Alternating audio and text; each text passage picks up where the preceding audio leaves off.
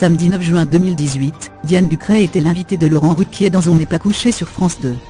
À cette occasion, l'écrivaine de 35 ans a fait la connaissance de Yann Moix, et s'en serait visiblement bien passé.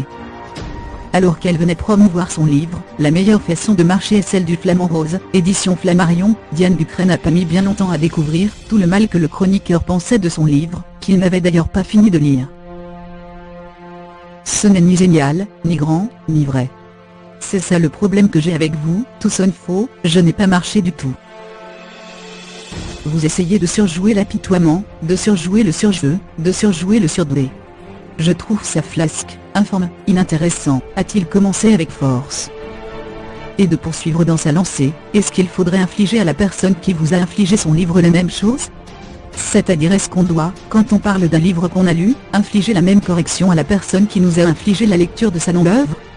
C'est un vrai problème. Face à cet avis très cash, Diane Ducret a aussitôt reçu le soutien d'une autre invitée, la comédienne Marie Baumet, qui a indiqué qu'elle avait désormais encore plus l'intention de lire le livre.